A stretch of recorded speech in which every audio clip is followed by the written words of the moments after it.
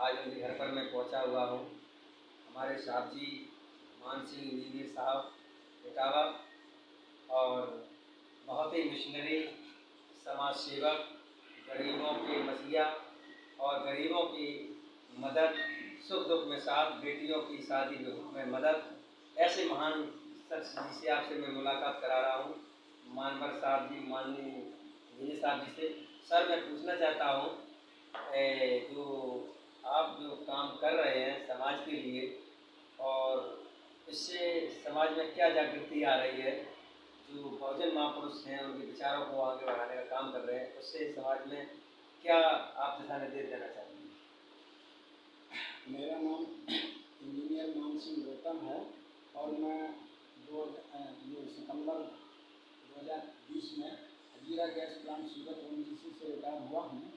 लेकिन मैं बचपन से जो मैंने महापुरुषों के बारे में जो शिक्षा प्राप्त की और उनसे जो मैंने अनुभव लिया, उसको मैं अपने समाज में पे बैक टू सोसाइटी के सिद्धांत पर बाबा साहब ने जैसे कहा है जी, इसीलिए मैं अपने पैतृक गांव इटावा में आके यहाँ अपना निवास स्थान बनाया है। और मैं बम्बई और सूरत और बड़ौदा और आसाम वगैरह कहीं नहीं मैं बनाया, क्योंकि मैं देखता था बचपन से कि हमारा समाज कितना दबा कुचला है और किन किन परिस्थितियों में जो है जी रहा है।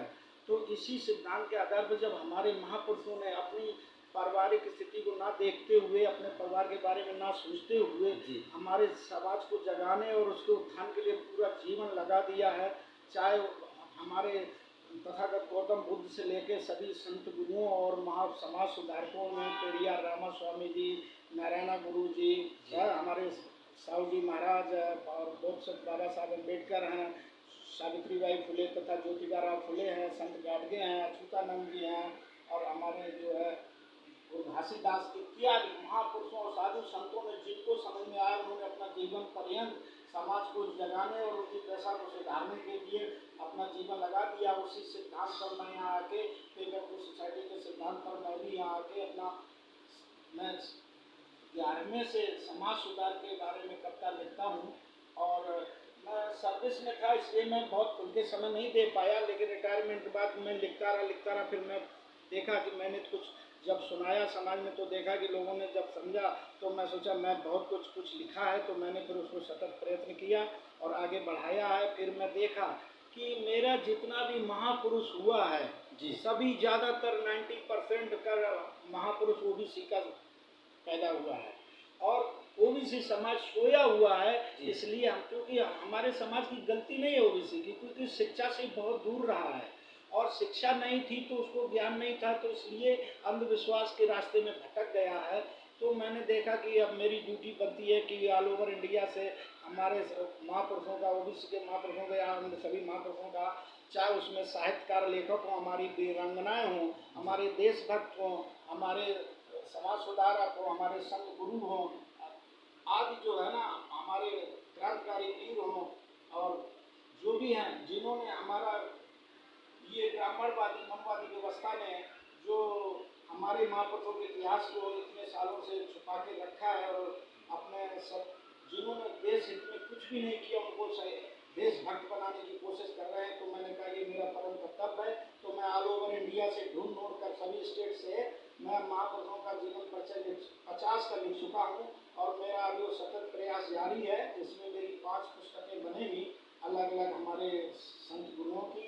हमारी एक किताब वीरांगनाओं की, दूसरी किताब हमारे लेखक और साहित्यकार, तीसरी हमारी चौथी बनेगी संत गुरुओं की और फिर महापुरुषों समाज सुधारकों की। इस तरह से मैंने देखा कि ये हमको ड्यूटी निभानी है, तो मैं इतिहास के पन्नों में खोया रहता हूँ और मैं कोशिश करता हूँ कि मैं इसको जल्दी प्रिंट करा के जनता के समक्ष लाऊँ। और वैसे मैं जहाँ भी मैं देखता हूँ मैं शिक्षा पे सबसे जोर देता हूँ, शिक्षा और स्वच्छता पर। तो शिक्षा ही एक ऐसी चीज़ है कि जिससे हमारे समाज का उद्धार हो सकता है। शिक्षा में जितना पैसा आड़े आता नहीं है, पैसा तो आपको गरीब हो तो शिक्षा प्राप्त करोगे, कहीं कहीं से कोई मदद कर ही देता है। इसलिए शिक्षा ही एक ऐसा महत्व है जिस पर मैंने कई कविताएँ लिखी हैं, छात्रवृत्ति का दान लिखा है, कलम लिखा है और भी लिखे हैं। तो मैं समझता हूँ कि इसी को तो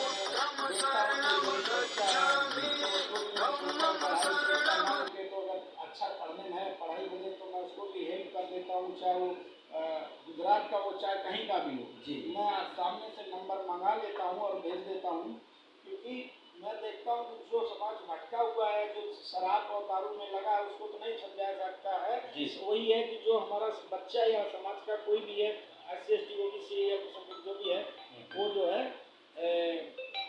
आगे बढ़ रहा है तो उसको बढ़ने दो, जिसका एग्जाम्पल मैं खुद ही बैठा हूँ।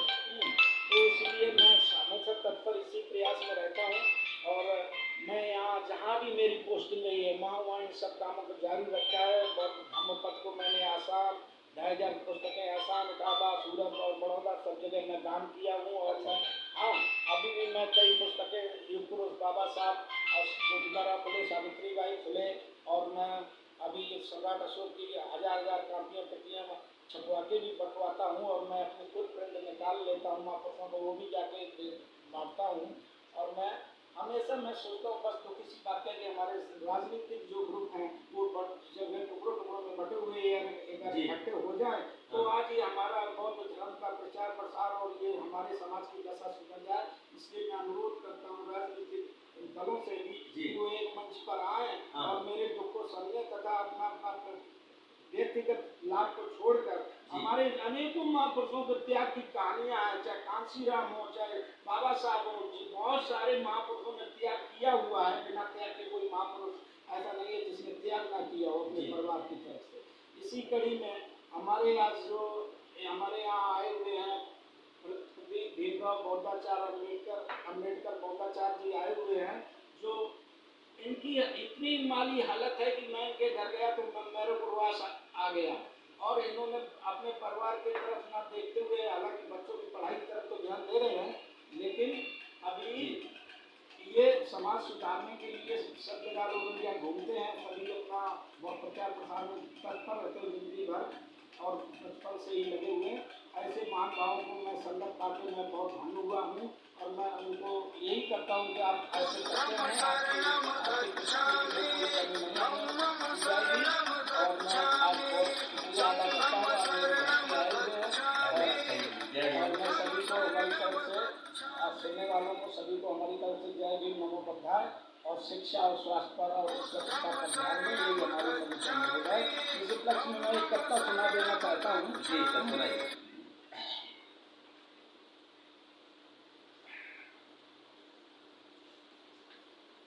अभी मैंने हाल में लिखा हुआ कलम।